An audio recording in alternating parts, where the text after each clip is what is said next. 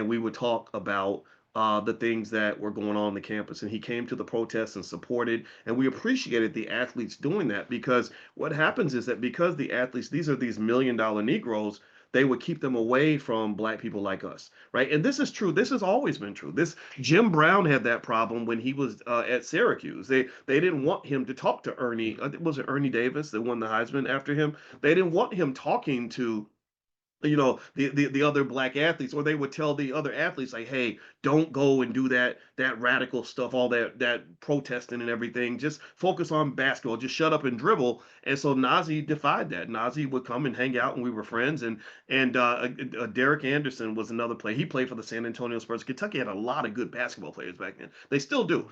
And I remember when he came to see me in my office, somebody brought him to see me, and they brought him up there like they were sneaking him up there, like they were sneaking him up there. The black assistant coach snuck him to my office and said, "I can't tell anybody I brought him up here." And I said, "Why?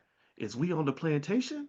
Is boss gonna come beat us? Like what's gonna happen to us, man? Was we gonna they gonna kill us? They like what the hell, man? Like you can't even bring this grown ass man to talk to me? Like what is so dangerous about what we're talking about? I am simply supporting him. I'm helping to educate him. I'm a math teacher in this math department. Like and then that's when I began to understand what's really dangerous in America. And what's really dangerous in America, in my view, is black consciousness. That's very scary for people. And black unified consciousness, collective consciousness is horrifically scary, right? And strategy, really scary. If you really want to scare the shit out of them, be strategic, be conscious, and work together. You do that, oh my lord, they might come to your house and kill you on a Tuesday. I'm serious. Like that's really what makes us very dangerous. So little did I know, I didn't know that I was becoming this dangerous black man. I just thought I was a man who was telling the truth.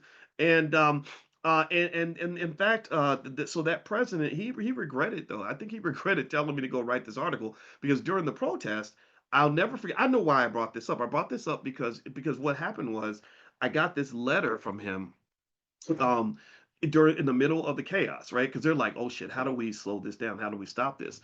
And they sent me a note to my office, and he said they said the president would like to meet with you.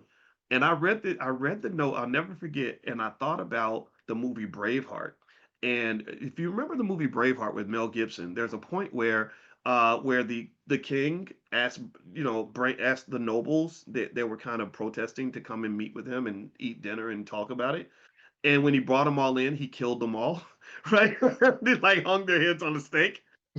And so I said, I'm not going to meet with this man. So I took the note and I threw it in the garbage. I was like, I don't want to go talk to you. And then I got another note like a week later, like, hey, the president would like to meet with you. You didn't see our first message? And I was like, yeah, I saw your message. I just didn't answer the call. And so eventually I did go see him. And I remember sitting there with this man. So it's me, 25-year-old boys. You ain't talking about the 54-year-old boys that ain't got no hair. This is 25-year-old boys, head full of hair, just sitting there, just curious, like, okay, what's this man got to say? So I'm sitting there, and he's and he's like he's telling me to be patient.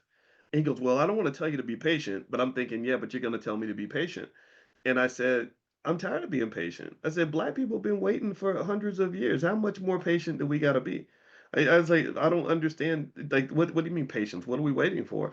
And then I remember he would do these little psychological tricks. I'd read about him in a book, and I was testing it to see if he was doing it.